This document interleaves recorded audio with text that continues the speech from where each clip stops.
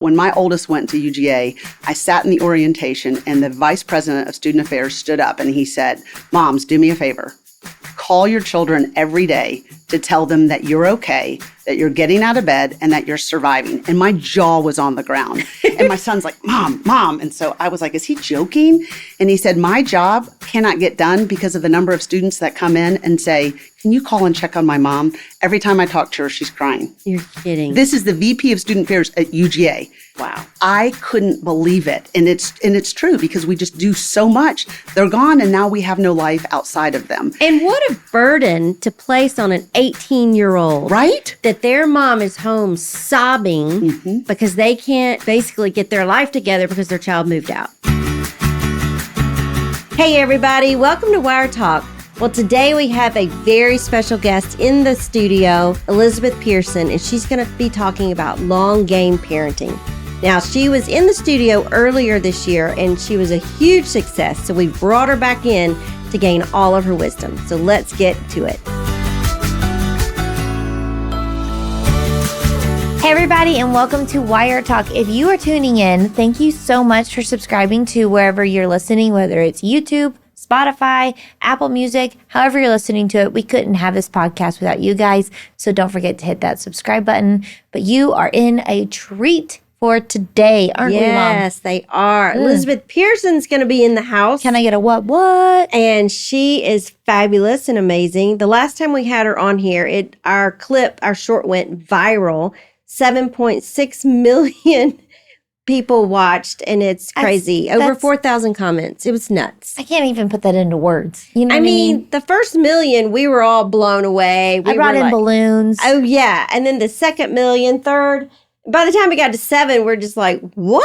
I didn't even know that. Yeah. No, that's crazy. 7.6. What I love about Elizabeth is she's not only so wise, she has 8 kids, so she knows what she's talking about, but she's passionate. Yes, she is. Because she has seen the fruits of her labor, and it is encouraging, but when we talk to her, she's encouraging and not like, well, you messed up. There's no point going, you know what I mean? Yeah. She's just so like, you can do this and you can, and I'm just so encouraged. I'm like, I'm on fire. Let's go. Yeah. You know what I mean? Yeah. And today she's going to be talking about long game parenting. And listen, y'all know that I am passionate about this. We have to not do so much for our kids because that enables them to do for themselves, which creates better human beings in the long run. I mean, I think just 2 weeks ago, my mom said, "Emily, you're doing too much for your kids." And I was like, what? And you were like, yeah, don't get them water. They can get their own water. And I was like, yeah, go get your own water. You know, it just takes a little bit of nerd. Elizabeth's going to talk about it. That is, our culture has developed this mentality that if you're going to be a good mom, you got to do all these things for your kids. And it's the opposite, guys. Yes. It's the opposite. Well, let's bring her in the studio. And I'm very, very excited for you guys to listen to Elizabeth Pehrson. Well, welcome back to Wire Talk, Elizabeth. We're so happy you're back with us in the studio. I am so glad to be here. It is so much fun being with both of y'all. So thank you. Well, you're one of our favorites. And obviously, you're one of everybody's favorites. Because can you believe that our last time together, that clip went 7.6 million. That's where we are right now. 7.6 million, over 4,000 comments. On YouTube. But what's crazy about that is not only on YouTube, but my daughters actually saw it on TikTok before I even knew y'all released it. Well, we did it. And then, this is so funny, just last week, a friend I hadn't seen since high school, he sends me this text and he said, "Elizabeth, is this you?"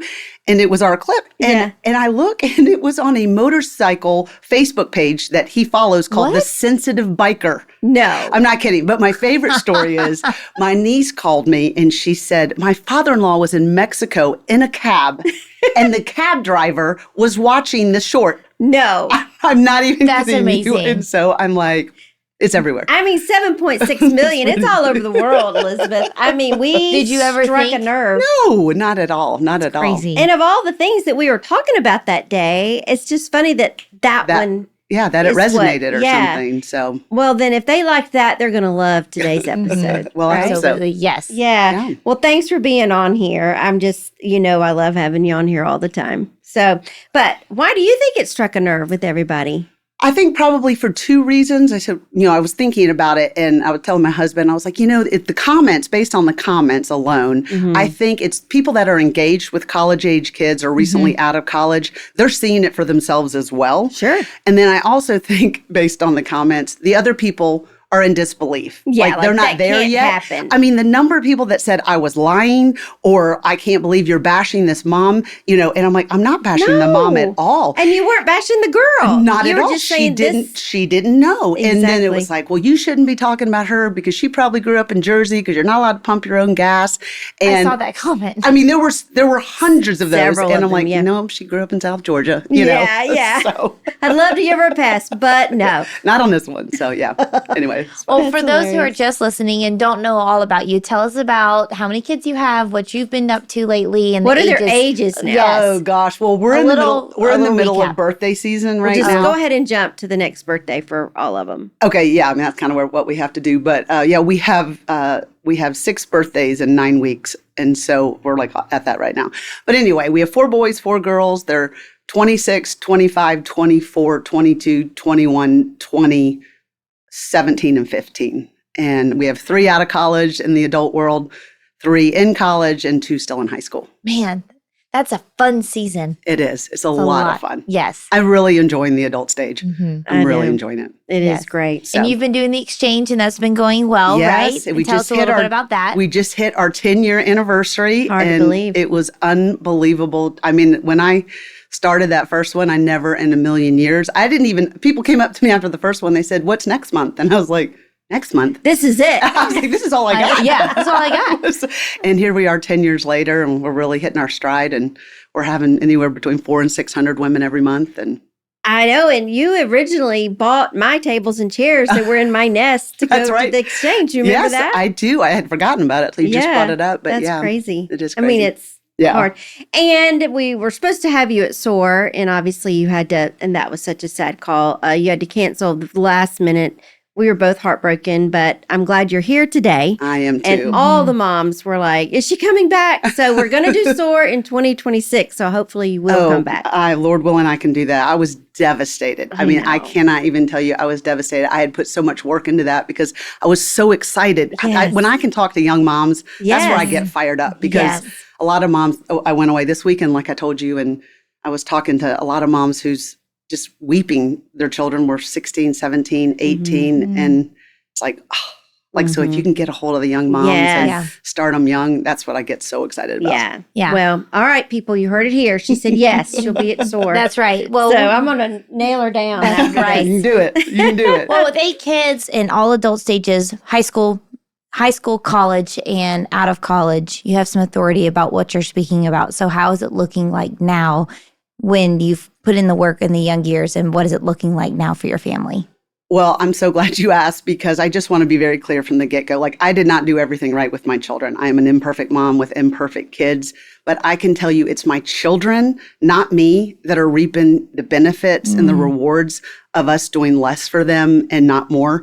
My college kids and those that are out of college, I'm watching them live life on their own, responsible, independent, capable, and they're not needing to call me 5 times a day because they don't know how to, do all the basic simple things that they Yeah. should be able to do at that age. So Exactly. yeah, we're definitely seeing it play out in real life. So when we say to do less for our kids, give us some practical examples of what that looks like. First of all, I want to say that I feel like our culture has tricked us into believing that the more we do for our children, the better the mom we are. Yes. But that could not be any further from It's the truth. further. Research shows that only benefits them if it does at all in the short term, Mhm. but it actually harms them and hinders them, in the long run. Absolutely. And so I think it can start, as early as 3 years of age. We start assigning chores at 3 years old. And I believe the sooner you can start, the better. You don't want to be the mom that's 16, 17, 18 with a crash course trying to teach them how to do, all these basic things.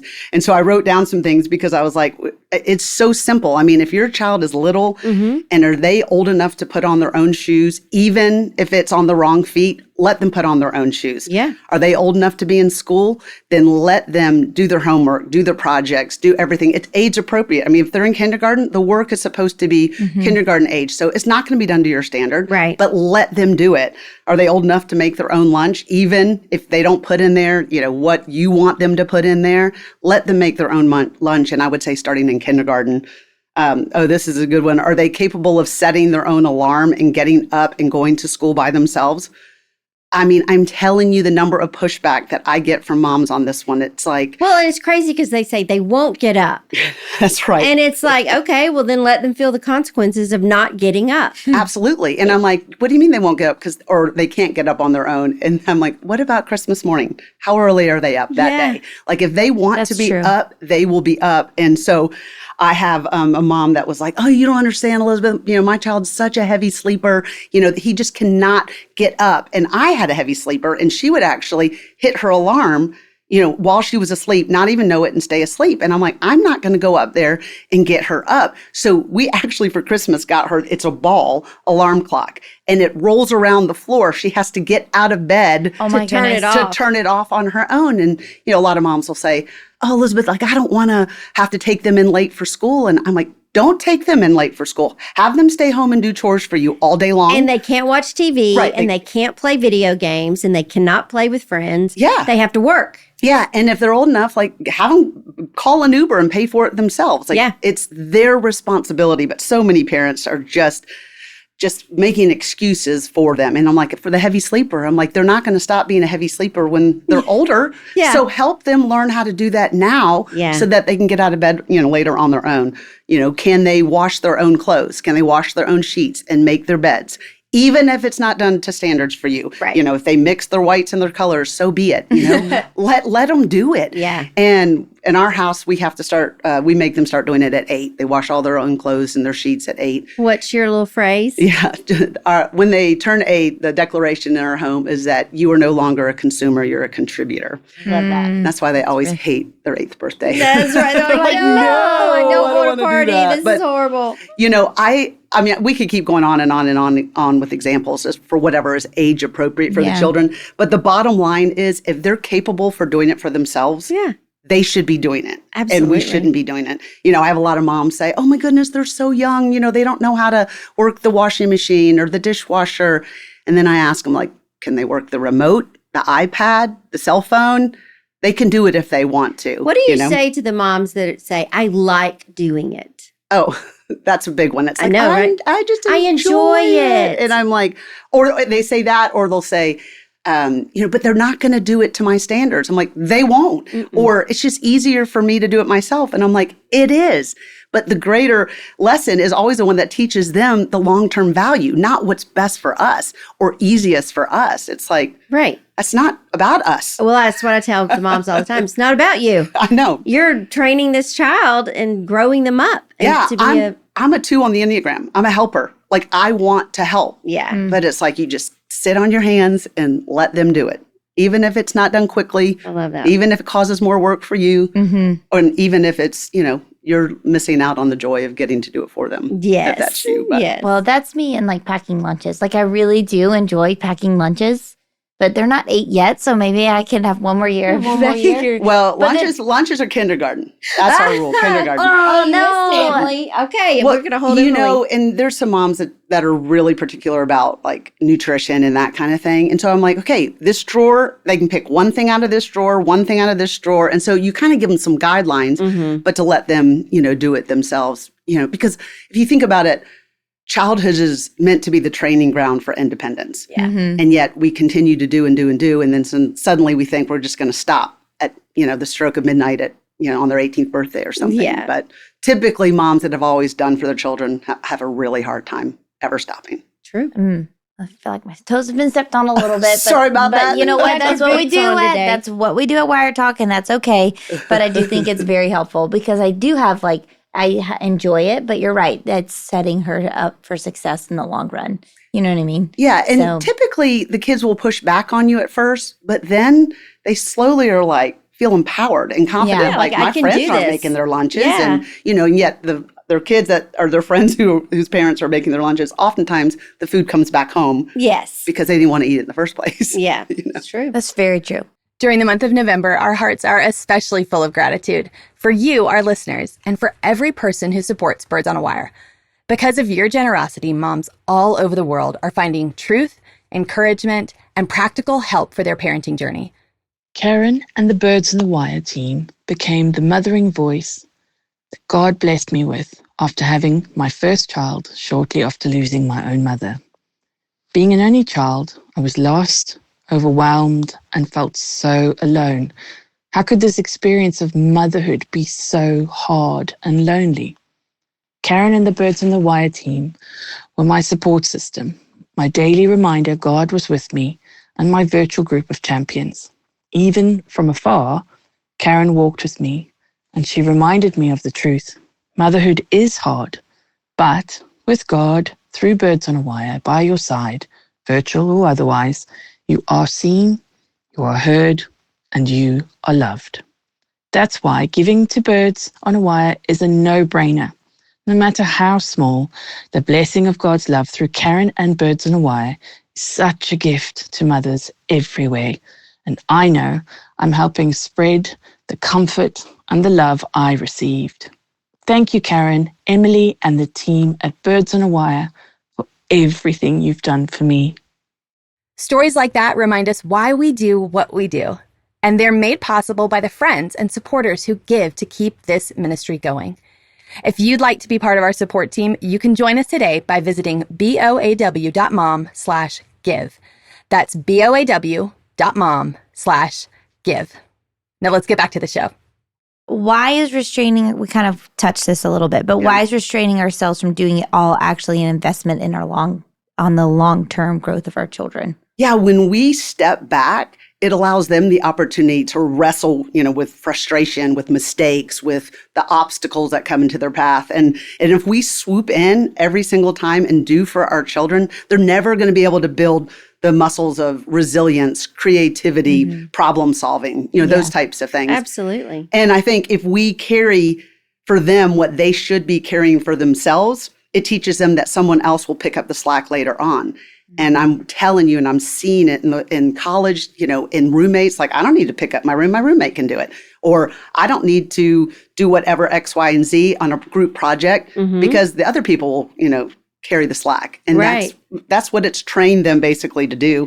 And I just really think that when we restrain ourselves, no matter how much we want to do for them, when we restrain ourselves from doing that, they begin to take ownership of their chores, of their projects, of their room. Of their life. Of their life, basically. Any commitment that's in their life. It really does. Well, and I know even in our kids, like whenever my kids would want something big, like a big purchase, I would say whether we could afford it or not was not even the issue. It's like, well, that's a lot of money. I remember when the iPads came out and Abby really wanted an iPad.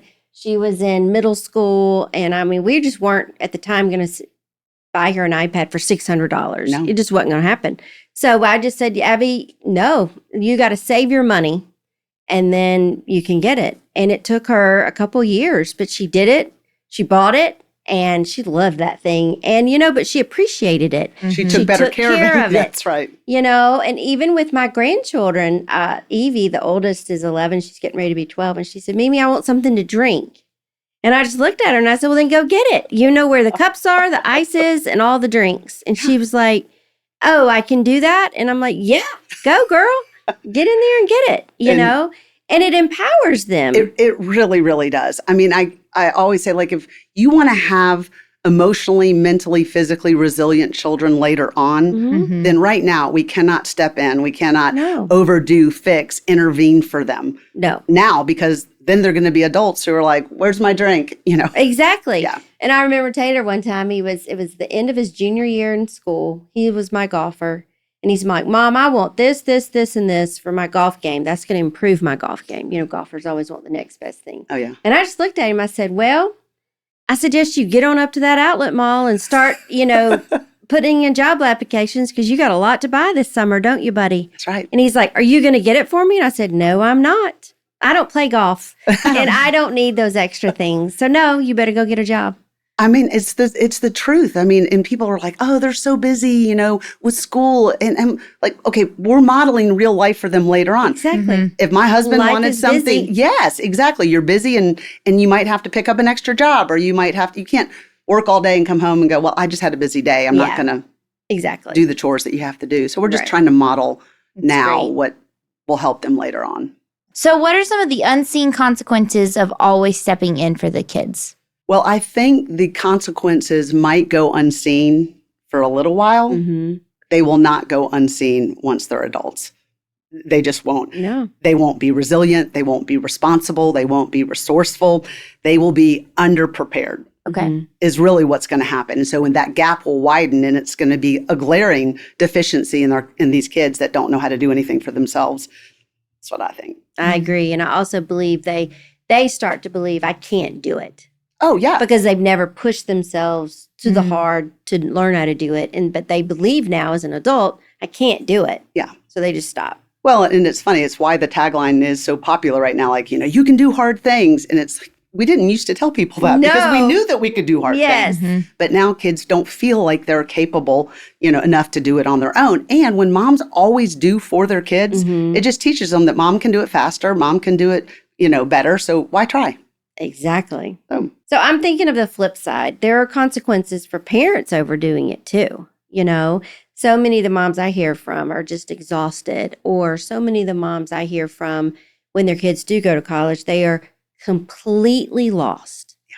Like they just can't function in life. mhm. They're so sad. And I get it. When your child leaves the house, it is a void there. I mean, Yeah, it takes for a minute sure. to get used to them not being in the rhythm of the daily and all that. But you should be happy that they are moving on with life and they're growing and maturing and all that. But what do you say to that, to these exhausted moms that are just doing everything for everybody? In my mind, it's just like you're constantly just setting yourself up for failure, because you can't always do it all. You can't. And to go back to, why moms are so lost after they lose, that last child leaves home. I recently read that one of the highest divorce rates is after the emancipation of the last child. It's because they look across the table at their spouse and they're like, we have no life apart from these kids. Right. And so I think it's just such a huge, I don't know if I told you this before, but when my oldest went to UGA, I sat in the orientation and the vice president of student affairs stood up and he said, moms, do me a favor. Call your children every day to tell them that you're okay, that you're getting out of bed, and that you're surviving. And my jaw was on the ground. And my son's like, Mom. And so I was like, is he joking? And he said, my job cannot get done because of the number of students that come in and say, can you call and check on my mom? Every time I talk to her, she's crying. You're kidding. This is the VP of Student Affairs at UGA. Wow. I couldn't believe it. And it's true because we just do so much. They're gone and now we have no life outside of them. And what a burden to place on an 18-year-old. Right? That their mom is home sobbing Mhm. because they can't basically get their life together because their child moved out. Yeah. I mean, come on. An 18-year-old does not need to carry that burden. No. I mean, I get so fired up every time I even think about it because I'm like, what in the world? But yeah, I'm seeing moms that are exhausted. I also hear overwhelmed. Yeah. I hear anxious.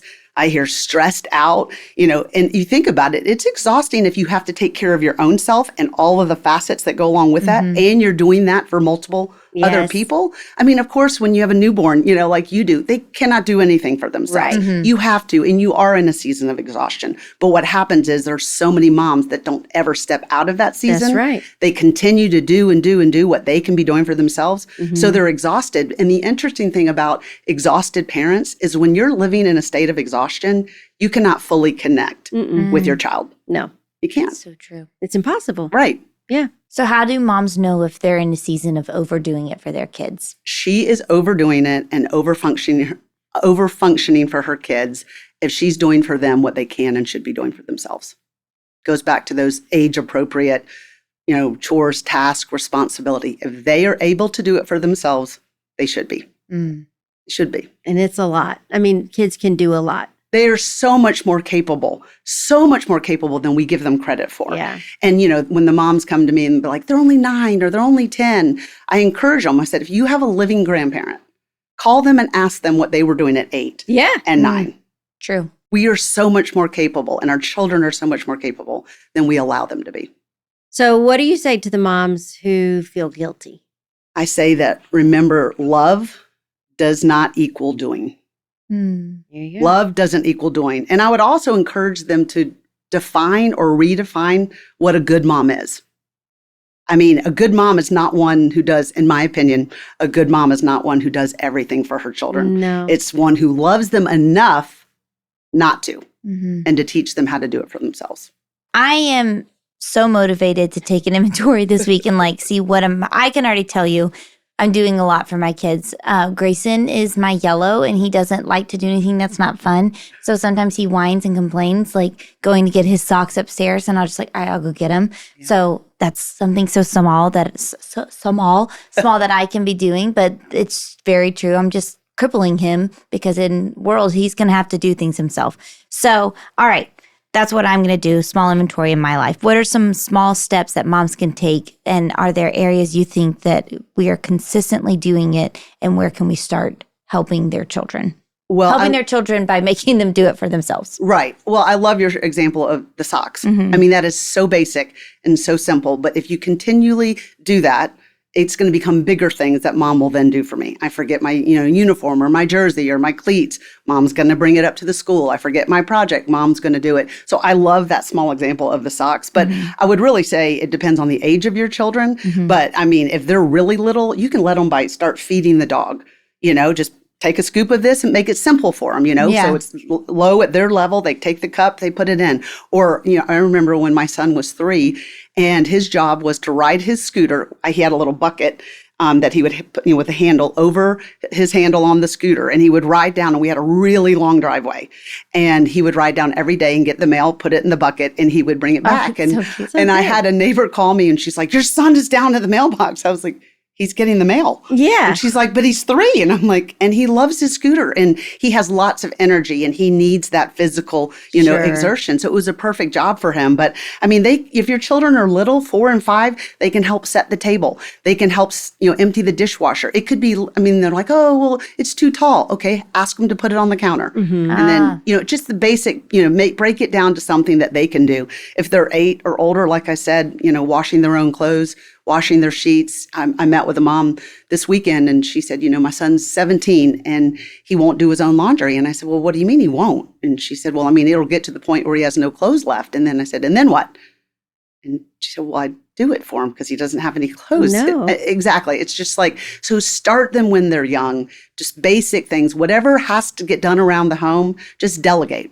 Well, and not only that, I want to go a step further here because I used to tell my kids to do their own laundry and all that. And Taylor would stockpile all of his clothes in his room, just like that young man, bring it up and dump it in the laundry room floor.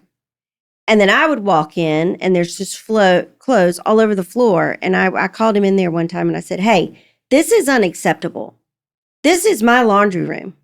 And nobody can even walk in here because of all your clothes. Yeah. So this is unacceptable the way you're doing this. I'm glad you're doing your laundry, but there's so much clothes on the floor, nobody else can get in this laundry room. So from now on, if you can have this much space in the laundry room, a basket or whatever, but you cannot take up the whole entire floor. Right. And he was like, well, what does it matter? And I'm like, it matters because you're only thinking of yourself. Right. And there's 6 people that live in this house. Right. So I need you to let's go the step beyond. Well, yeah. Well, and that teaches him respect, like respect for others. And we could do a whole thing on that, but I just really think that respect is the foundation of everything else. Yes. But, and then I know you are well versed in the temperaments, but there's a lot of moms that like more structure, control, things like that. And I'm just like, that's fine. You can still allow it. Maybe you say has to be done by Friday or, just to give them whatever that looks like so that they get it done, but yet it also helps meet your needs.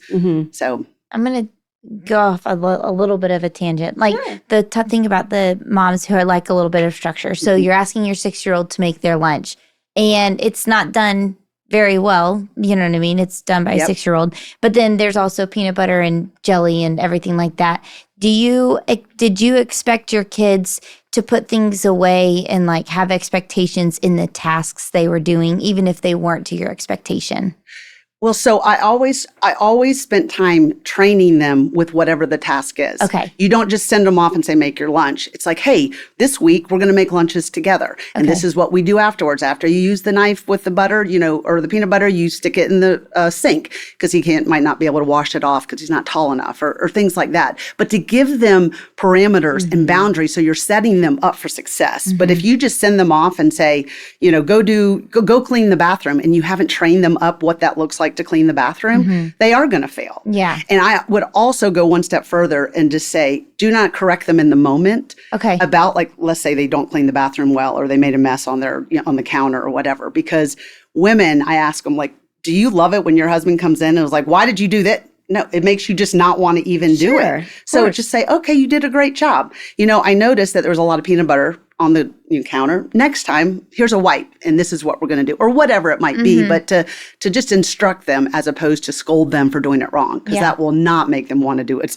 and keep doing it. So I think that's helpful in this season to know, like, I can expect my kids to do something, but I do have to take time to teach them how to do it. Like, I remember when Harper was 2 and I was like, all right, you need to share. Mom's like, you have to teach her what it means to share. Yeah. You know what I mean? She doesn't just intuitively know. So I think that's helpful to me to be like, okay, so I'm not going to just, all right, make your lunch. Yeah. She's just going to look at me. Actually, Harper would really enjoy making her I was lunch. going to say earlier that Harper would love it because whenever I watched her when you were having Ellie, I mean, she was telling me exactly how to do the lunch the whole time. She actually asks me. I'm like, no, it's okay because I can do it faster than you. Yeah. Well, and that's usually what it is. Faster, and they do create more mess. But again, it's not what matters today. It's what matters when they're 30. I think a lot of parents think that, especially moms, think that parenting is from diapers to diplomas, but it's actually much further than that. 100%. 100%. Okay.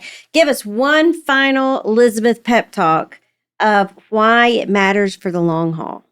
2 things come to mind, and I think I said this last time, but I cannot emphasize it enough. Like, I cannot emphasize it enough. Just because you can do, provide, or give doesn't mean you should. And you said something about one of your daughters, like, it wasn't about if we had the money or not. Right. It's not about that. Like, a lot of moms will push back and say, Elizabeth, you have 8 kids. I get it why you can't do for your kids, or I get it why you can't buy something for all of them. I'm like, it has nothing to do with that. No. Just because you can do, provide, or give doesn't mean you should. My husband has a patient who is one of 12 children. She got married later in life, and she was only able to have 1 child. And he asked her, do you find yourself parenting similarly to the way you were raised or different because you have 1 child? And she said, it is something I have to fight every day, but I see the benefits of the way I was raised. So I pretend that she has 11 siblings. There you go. And I just thought that was so wise because, again, just because you can do, provide, or give doesn't mean you should. And then the second thing that comes to mind, just to encourage and instill in your kids to ask not what mom can do for you, but what they can do for mom. I mean, John F. Kennedy gave that famous speech, ask not what your country can do for you, but what you can do for your country. And if we are trying to raise up responsible, contributing members of society, we have to teach them right now how to be responsible, contributing members of our family. Right. So good. I'm empowered, encouraged, and a little bit of like a shell shock, like, okay, like, oh, but I think that's good. I think as a mom, sometimes you have to renew your mind. It's okay to be wanted, but that shouldn't be your identity. And I shouldn't put my identity in doing all of the things for my kids because they're eventually going to grow up. And guess what? I'm not going to be able to make I know I harp on this lunch thing, but it's just something that's on my mind. But I just think that's so helpful. So I think the moms are really going to appreciate hearing this. And you're saying it all in love and seeing it on the benefits on the inside, out on the long term. Yeah, and it's the truth. And you would never think that doing less for your child is the hard thing. Yeah. You would think it's doing more, but it really is the harder thing to do less. But I promise you, if you can do that now and start with the socks and start with the messy counters and things like that, later on, what's going to happen is you're going to have autonomous, independent, resilient, capable, confident children who call you to thank you and not because they need you. Well, I can say I'm living that now. And it's a good feeling to be on the other side of it. And not only that, I just want to encourage the moms. It's a great feeling that all my children are married and we still have a wonderful, fabulous relationship. Yeah. And me doing less for them did not hurt our relationship at all. If anything, they do thank me. And they're like, thank you, Mom. I mean, I didn't enjoy it at the time, but I am responsible and I can stand on my own 2 feet and I don't have the fall aparts. And I'm just so grateful. And what a great thing to hear as a mom. Oh, I mean, it's seriously, I mean, what's greater than the legacy we leave our kids? That's right. What's greater than that? I recently learned that legacy actually impacts up to 7 generations. That's crazy. Isn't it? And I was literally sat there and just pondered on that because you just think it's your own children and maybe their grandchildren, but it's what's passed down. And so it's like, wow, if that's what I really want, I want my kids to call me to, not because they need me, but because they want to. Yeah. And they're grateful. I mean, that's all I can hope for. That's right. That's so encouraging. Well, thank you again for joining us on the podcast. I wish we had more time to just talk and hear more stories. That's right. SOAR 2026. That's right. It's coming in 2026. I cannot wait. So thank y'all for having me back. Well, thank you for being here. Yes. That's great. Well, I hope you guys enjoyed that episode with Elizabeth. It was empowering and encouraging. I'm ready to get my chore chart out for my kids and say, let's go. I'm not no longer making your lunches. That's going to be really hard for me, guys. I talked about it several times on the episode. But thank you to Elizabeth. And don't forget to check out her resources and Instagram. It should be on the show notes at the very bottom. And once again, thank you for watching our episode. And we are so thankful for you. And we will see you guys next week.